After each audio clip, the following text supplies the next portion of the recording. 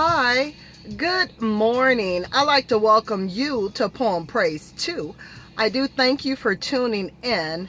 We are definitely going to get back into, let me turn that around for you, the Black Woman's Guide to Understanding the Black Man. We are now in Chapter 5, which is education. We're on take 22, and certainly before we get started, peace and blessings be upon you. And right now, just doing a little multitasking, as you see, a little icy here. You see it on the windows in the back? So, while warming the car up, getting rid of the actual ice that's on the windows, how about we go into some education, get something up in the dome, okay? You ready? All right, this is take 22. We're in chapter 5, as I said. And let's go ahead and get it started. And this is what it reads as such. Now, in August of 1991, a few educators around the country created quite a media stir for suggesting that black boys need separate educational facilities to address their special needs. There are only a few of these types of schools allowed to exist. But fearing a trend, the public outcry against them from both feminists and liberals, soon a court of law informed these few black men that they could do no such thing. After a few days of protest from the sponsors of the separate black school ideals for black boys, the issue was dropped. As usual, went back to normal.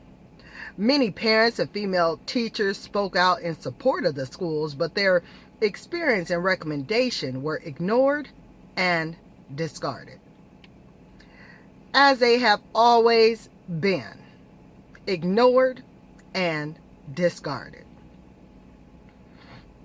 While it may be understandable why the public school system disagreed with this idea, and slightly explainable why some black and white females were against it, it is totally inconceivable why every black man in America did not stand up and demand that they allow to teach and train their own sons. Did you hear that instruction? I'm going to repeat it just one time. It is totally inconceivable why every black man in America did not stand up, instructions to stand up and demand. We're not going to ask, black men. We don't want you to ask. We want you to demand. What you mean, our black men? To demand. They're going to get scared about that, you know? Just saying. We ain't got to demand physically, but demand intellectually, legally, for a change. We got something popping off right now if you open up your ears and listen. Open up your eyes and pay attention.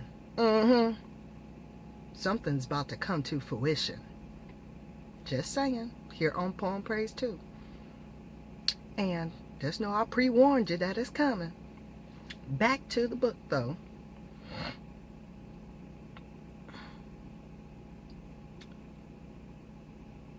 Allowed to teach and train their own sons, as every other nationality on earth has the right to do.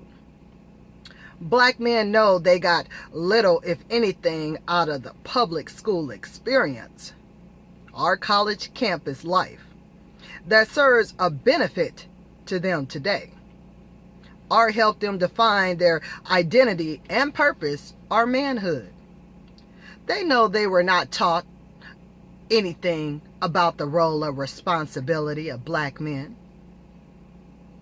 of a black man, But as usual, black men heard about the separate school issue and cowardly slinked out of sight and pretended that whatever else they were doing was more important. They are now using a reverse psyche of themselves as a form of denial For example, they say they have been duped into thinking that they have special problems, but that they are just as normal as the next fella, and they are not going to go for stories and innuendos, that they have unique problems ingenuous only to black males. The error in their analogy is that the newspapers, TV, and jailhouses validate every day and every night that they do indeed have some kind of a special problem.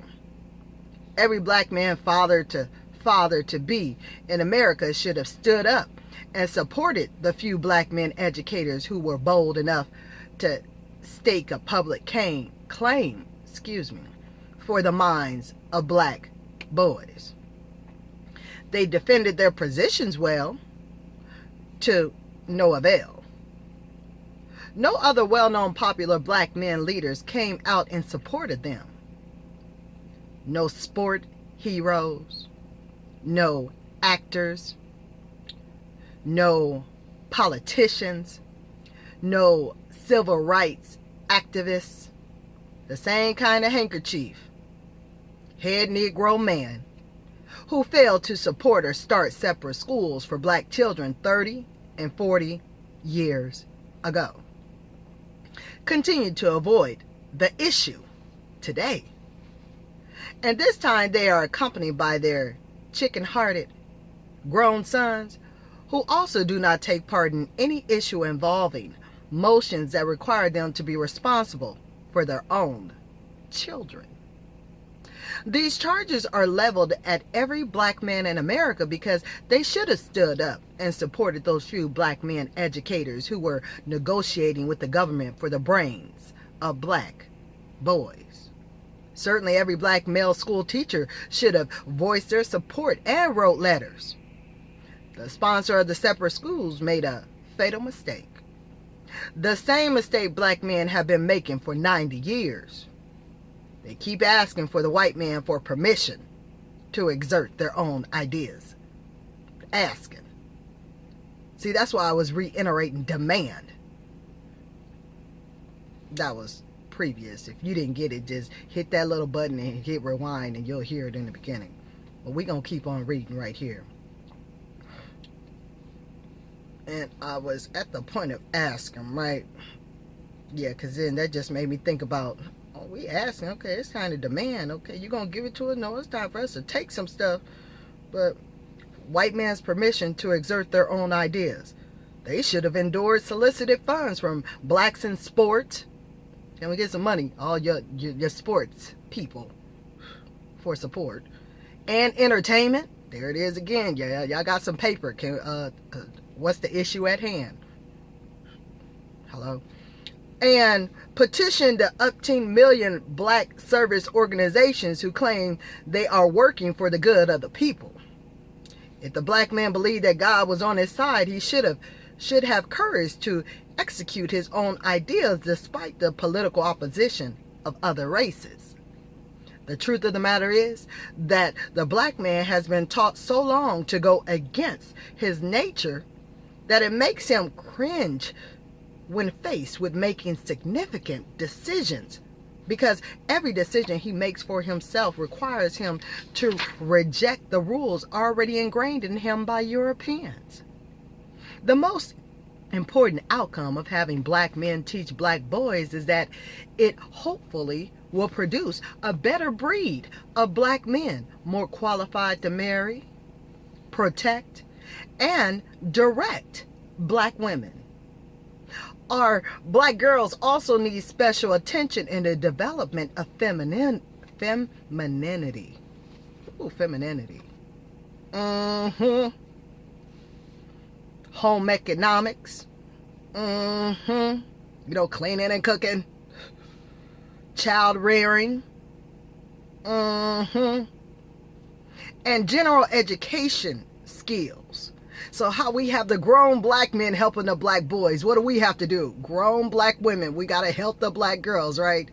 Generation to generation. Okay, back to the book. I just had to add that little ad lib for that, because now Miss Ali is breaking it down on the female aspect. We just did the male, now we're going to add the female, because, you know, us getting together as a group, us getting together, poem praise 2, see 2, 1 and 1 equal 2, okay, 2 times 2, let's add, then after we add, let's multiply,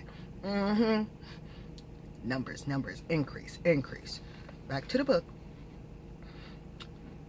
This is not to say that black girls should be taught less important information than black boys, but it does suggest that if things are going to get back to normal, then black men must be trained to provide and rule, and black women must be taught how to be a wife and mother to rear a more authentic generation.